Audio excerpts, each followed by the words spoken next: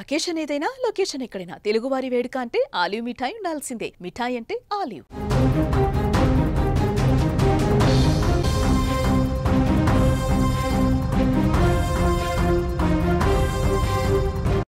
దక్షిణ భారతదేశాన్ని ముఖ్యంగా మన తెలుగు రాష్ట్రాలని వణికించేందుకు మరొక భీకర తుఫాన్ దూసుకువస్తుంది.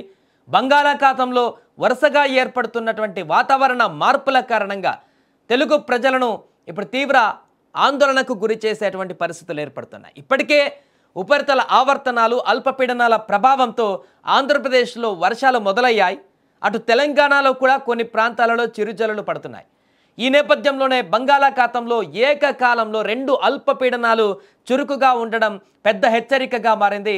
వీటిలో ఒక అల్పపీడనం అతి త్వరలో వాయుగుండంగా ఆపై తుఫానుగా మారేటువంటి అవకాశాలు ఉన్నాయని ఆంధ్రప్రదేశ్ విపత్తుల నిర్వహణ సంస్థ ప్రకటించింది. ఈ తుఫానుకు సెన్యార్ అని నామకరణం చేశారు.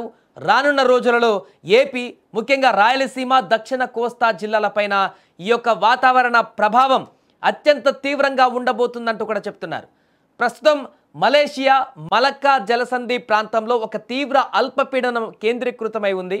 ఇవాళ శ్రీలంక ప్రాంతాలలో మరొక అల్పపీడనం ఏర్పడేటువంటి అవకాశం ఉందని కూడా ఏపీ ఎస్డిఎంఏ హెచ్చరించింది. అంటే 2 ఎట్ ఏ టైం చూడండి. ఈ 2 వాతావరణ వ్యవస్థల ప్రభావంతోనే రానున్న రోజులలో భారీ వర్షాలు పడనున్నాయి. ప్రస్తుతం కొనసాగుతున్నటువంటి తీవ్ర అల్పపీడనం మరింత బలం పుంజుకోనుంది. ఇది పశ్చిమ వాయువ్య దిశగా కదులుతూ దక్షిణ అండమాన్ సముద్రంలో నేడు వాయుగుండంగా బలపడేటువంటి అవకాశం కూడా ఉంది. ఈ యొక్క వాయుగుండం కేవలం 48 గంటలలో మరింత బలం పుంజుకొని దక్షిణ బంగాళాఖాతంలో తుఫానుగా మారేటువంటి ప్రమాదం ఉందని కూడా ఏపీ ఎస్డిఎంఏ స్పష్టం చేసింది. ఈ అల్పపీడనాల వాయుగుండాలు తుఫాను ప్రభావంతో ఆంధ్రప్రదేశ్లో మోస్తారు నుంచి అక్కడక్కడ భారీ వర్షాలు కురిసేటువంటి అవకాశాలు కూడా ఉన్నాయని ఏపీ ఎస్డిఎంఏ హెచ్చరిస్తుంది. ఒకవేళ ఈ తుఫాను ఆంధ్రప్రదేశ్ తీరం దాటితే ఆ ప్రభావం కొన్ని జిల్లాలపైన అత్యంత తీవ్రంగా ఉంటుందంటూ కూడా అంచనా వేస్తున్నారు. ఈదురుగాలులతో కూడిన అతి భారీ వర్షాలు కురిసేటువంటి అవకాశం కూడా ఉంది.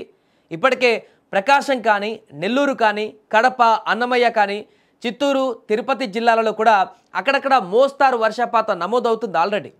సో రాబోయే రోజులలో కూడా ఈ వర్షాలు మరింతగా జోరందుకుంటాయంటూ కూడా వాతావరణ నిపుణులు చెప్తున్నారు.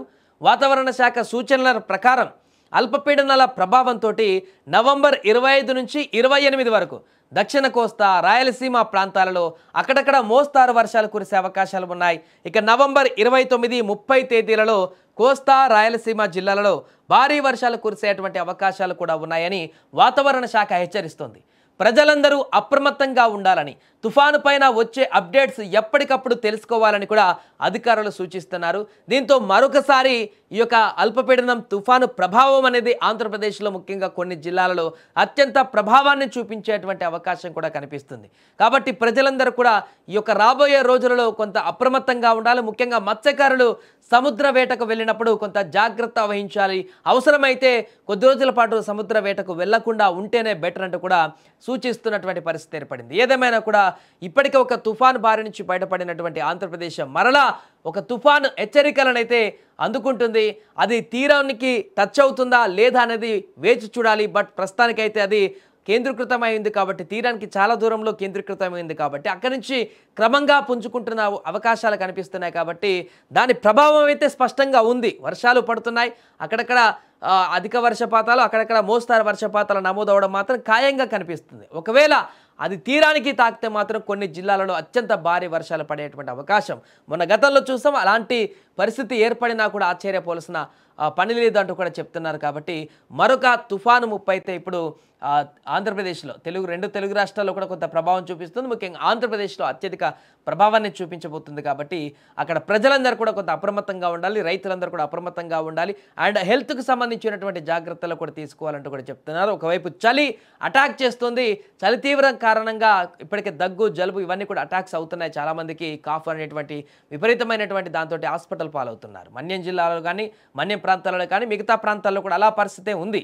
ఇప్పుడు దీనికి తోడు వర్షాలు కూడా యాడ్ అయితే ఇంకా ఎక్కువగా ప్రభావం చూపించేటువంటి అవకాశం ఉంటుంది హెల్త్ పైన. కాబట్టి ప్రతి ఒక్కరు కొంత జాగ్రత్త వహించాలి తమ యొక్క ఆరోగ్యం పట్ల అంటూ కూడా సూచిస్తున్నారు.